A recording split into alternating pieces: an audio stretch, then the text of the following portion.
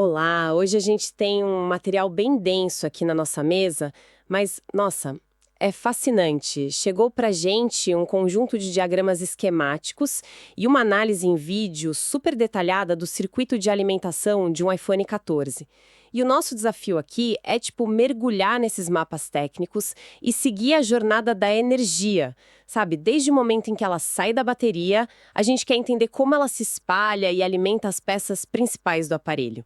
Vamos tentar decifrar o que significam nomes como PPVCC-BAT, o que é esse tal de I2C e qual o papel de componente-chave, como um chip com um nome até dramático, Rubicon, e a famosa PMU. E o que é mais legal aqui é que não é só um fluxo de elétrons assim, passando por um fio. É uma conversa constante, quase uma negociação entre os componentes. A gente vai explorar como o celular sabe exatamente quantos por cento de bateria ainda tem e como ele gerencia o próprio consumo, em um nível microscópico mesmo. É um sistema muito mais inteligente do que a gente imagina. Perfeito, então vamos seguir o fio da meada literalmente. O ponto de partida de tudo, claro, é onde a bateria se conecta na placa, né? O conector J14000. E, assim, logo de cara, uma coisa me saltou aos olhos nos materiais. Já tem uma diferença física bem clara entre o conector do iPhone 14 comum e o do 14 Pro Max. Exato. E essa já é uma ótima primeira pista do que vem pela frente. Os diagramas que a gente recebeu mostram isso de forma bem visual. O conector do 14 Pro Max tem mais pinos. No vídeo eles até destacam com cores diferentes, tipo verde, rosé, para facilitar. Ah, eu vi isso. Pois é.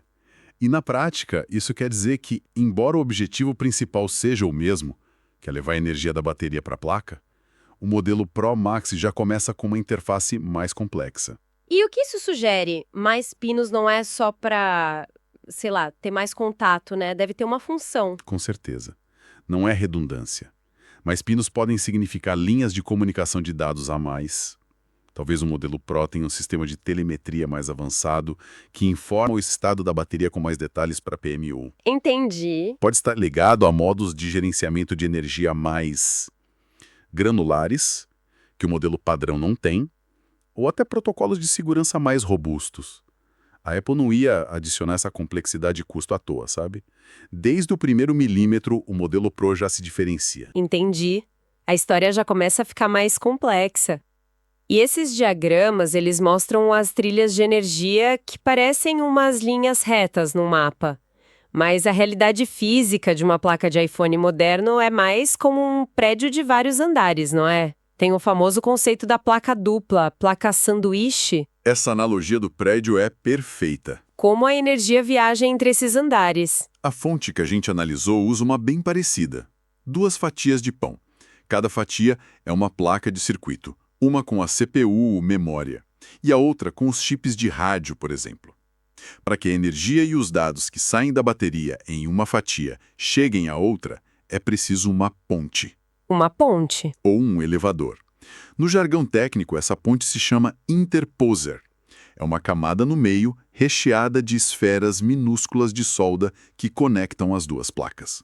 E eu imagino que essa ponte seja um ponto bem crítico. O que acontece se ela falha? É um dos pontos de falha mais comuns e, assim, mais frustrantes em reparos.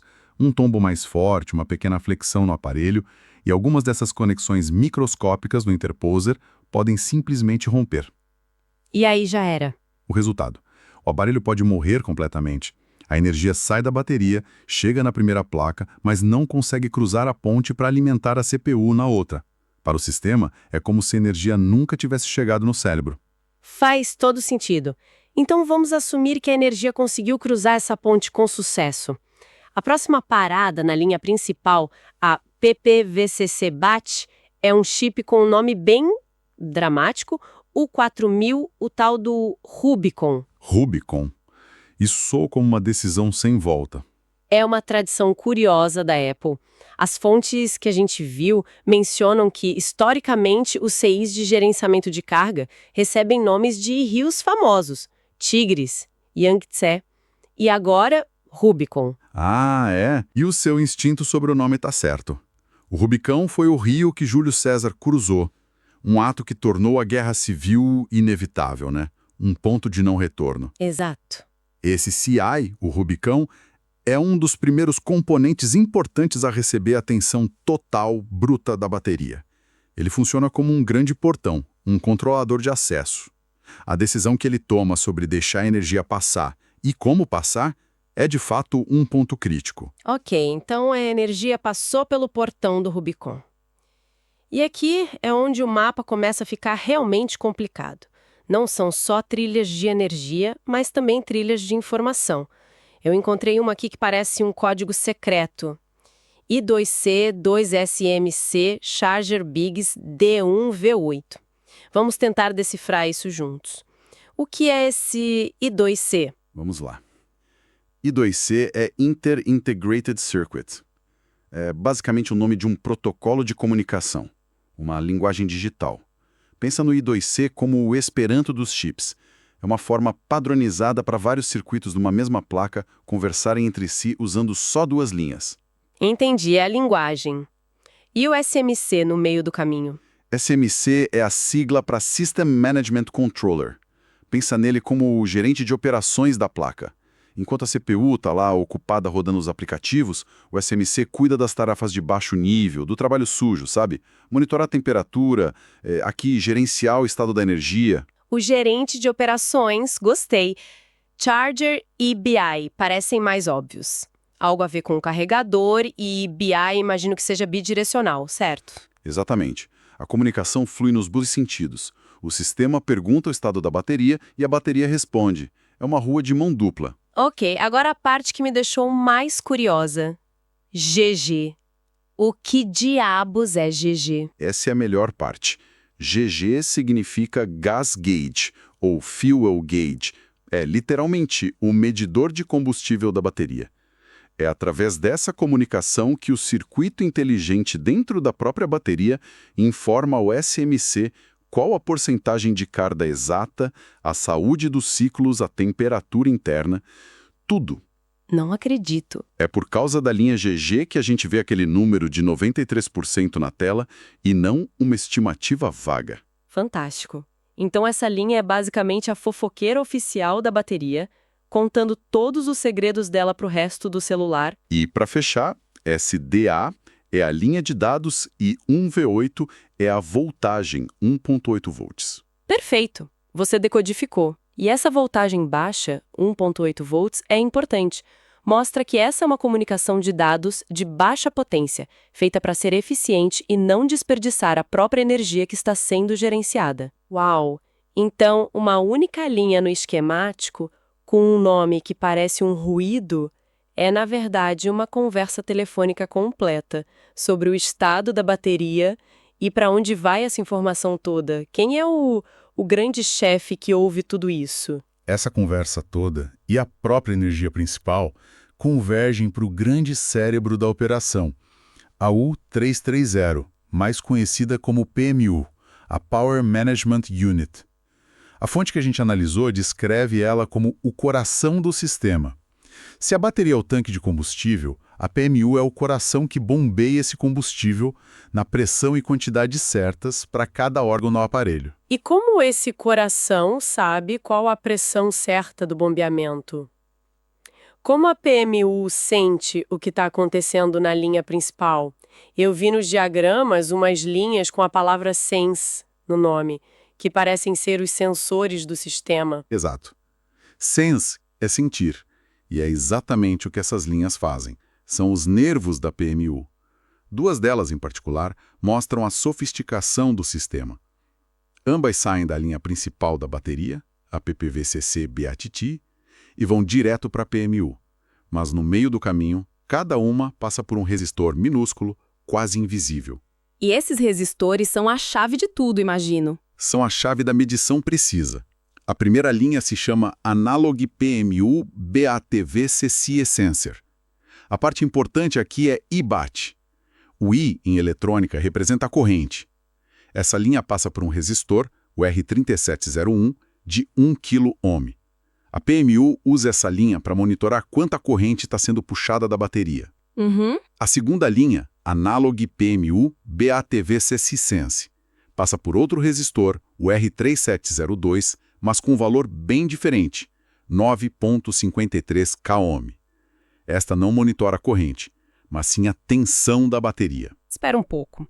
Então a gente tem dois componentes que na placa são visualmente idênticos, dois retângulos pretos minúsculos, mas que têm valores internos totalmente diferentes e medem duas coisas distintas. Um mede o fluxo de energia, a corrente, e o outro a pressão da energia, a tensão. Precisamente. E é aí que mora o perigo e a genialidade do design. Isso me parece uma armadilha gigantesca para qualquer técnico. Se eles são idênticos por fora, o que acontece se num reparo alguém troca eles de lugar? O estrago pode ser enorme e muito difícil de diagnosticar. Se esses resistores forem trocados ou se um deles falhar, a PMU começa a receber informações completamente erradas. Ela pode achar que a bateria está com a tensão muito baixa quando na verdade está cheia, ou que o consumo de corrente é zero quando o aparelho está a todo vapor. Nossa. E com base nesses dados falsos, a PMU, por segurança, toma decisões drásticas. Ela pode impedir o aparelho de ligar, forçar um reinício constante, o famoso boot loop, ou simplesmente desativar o carregamento. Isso é assustador. Eu já vi casos em bancada onde um técnico passou dias tentando resolver um boot loop, trocando CPU, memória, e no fim eram desses resistores de centavos que tinha sido danificado por um pingo de umidade. É de enlouquecer. É a realidade do reparo moderno. A falha de um componente que custa menos de 1 centavo pode inutilizar um aparelho de milhares de reais. E isso me leva a uma pergunta mais profunda. Esse tipo de design com componentes críticos e visualmente idênticos é uma falha? Ou é uma escolha por necessidade para economizar cada nanômetro de espaço? Ou, sendo um pouco cínica, parece quase intencional para dificultar o conserto, né? Essa é a grande questão na indústria. A resposta mais provável é que seja uma combinação de fatores. A miniaturização exige componentes padronizados no formato, então a diferença tem que ser interna. É uma necessidade do design.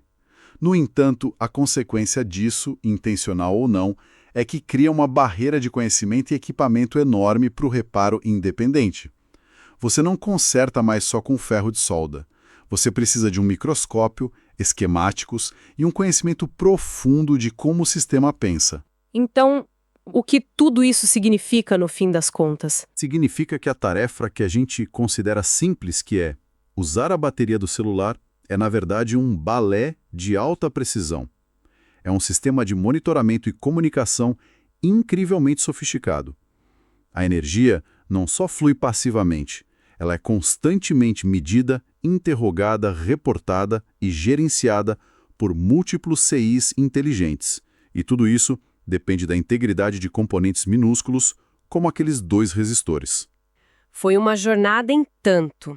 Começamos num simples conector de bateria e terminamos numa discussão sobre a filosofia do design moderno. A gente explorou a estrutura física complexa das placas empilhadas e descobriu CIs que não só distribuem energia, mas literalmente conversam sobre ela em tempo real. Exato. E isso nos deixa com um pensamento final. A gente viu em detalhes como componentes minúsculos e visualmente idênticos, como aqueles 2 resistores de Sense, têm funções drasticamente diferentes e são vitais para o sistema inteiro. No mundo onde o reparo de eletrônicos se torna cada vez mais uma batalha, entender isso muda tudo. Um diagnóstico vago de defeito na placa pode, na verdade, ser a falha de um único resistor de centavos.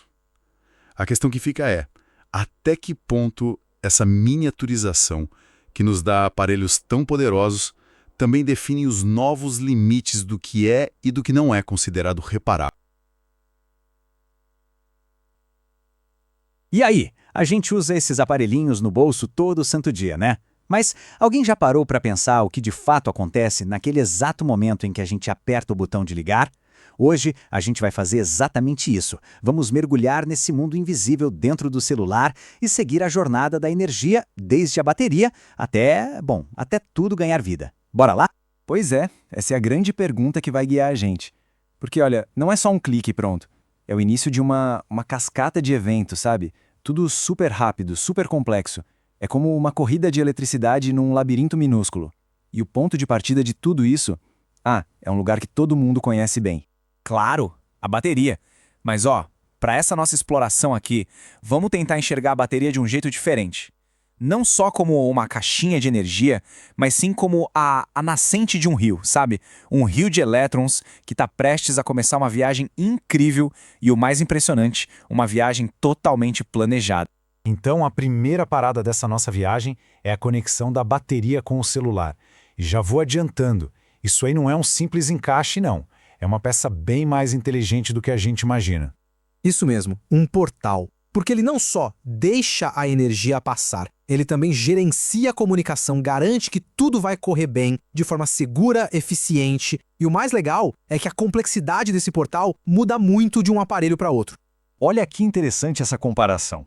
Do lado esquerdo, a gente tem o conector de um iPhone 14 normal, e na direita, o do 14 Pro Max. Repara só na diferença na quantidade de pinos.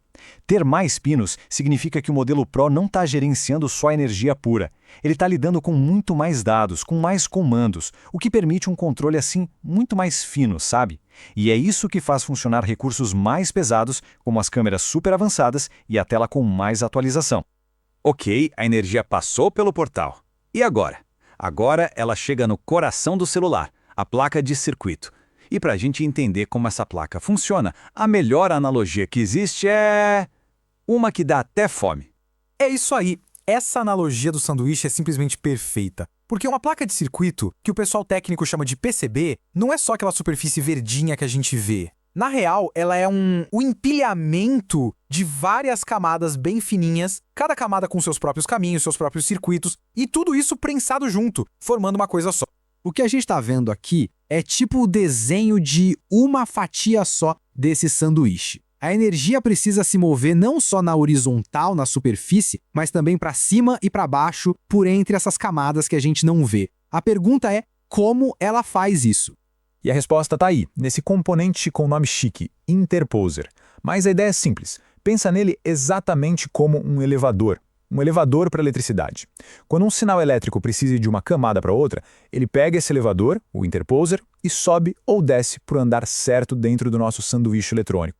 É um processo brilhante, né? É um sistema super compacto, super eficiente para distribuir energia e dados num espaço 3D minúsculo. Sério, sem esses elevadores seria impossível ter celulares tão pequenos e ao mesmo tempo tão potentes como os de hoje. Beleza, então a gente já entendeu como a energia sobe e desce entre os andares. Agora, vamos seguir o caminho principal, a via expressa que leva a eletricidade da bateria para o resto do aparelho. Esse nome aí, PP_VCC_BAT, parece complicado, mas é só o nome técnico que os engenheiros usam tirado direto dos diagramas. Pra gente, vamos pensar nela como a principal rodovia de energia do celular. É ela que pega a voltagem principal da bateria e sai distribuindo para a placa toda. E olha aí, nesse diagrama a gente consegue ver essa super rodovia em ação. A linha PPVCC-BAT vai cruzando a placa e, que nem uma rodovia de verdade, ela tem várias saídas, várias ramificações. Cada uma delas vai alimentar um sistema, um componente diferente pelo caminho. E toda grande estrada leva a um destino importante, certo? Pois então, a jornada da nossa PPVC-BAT termina aqui, nesse componente que é vital, o chip de gerenciamento de energia, ou PMIC, para o pessoal da área. É aqui que a mágica acontece. A energia bruta da bateria chega e esse chip distribui ela de forma inteligente, regulada, certinha, para o processador, para a tela, para tudo. Ufa! Depois de viajar por esse caminho todo microscópico, vamos dar um passo para trás agora e olhar a foto completa. Por que, afinal, essa jornada toda que a gente não vê é tão impressionante? Então, vamos recapitular rapidinho. A energia saiu da bateria, passou por aquele portal inteligente no conector, viajou pelo sanduíche eletrônico usando os elevadores, pegou a superrodovia PPVCC-BAT e chegou no cérebro que gerencia tudo. Cada um desses passos, gente, é uma obra de arte da engenharia e da miniaturização. E o mais maluco de tudo é pensar que essa dança complexa de elétrons acontece numa fração de segundo. Cada vez que a gente toca na tela, que chega uma notificação, tudo isso acontece sem que a gente tenha a menor ideia. É basicamente a fundação invisível de toda a nossa vida digital. E isso tudo deixa a gente com uma pulga atrás da orelha, pensando no futuro, né? Porque os nossos aparelhos pedem cada vez mais potência, mais velocidade para rodar inteligência artificial, 5G. Então os engenheiros já estão lá quebrando a cabeça para projetar rodovias invisíveis novas e ainda mais eficientes. O que será que eles vão inventar a seguir? Uma coisa é certa, a jornada da energia, essa tá longe de acabar.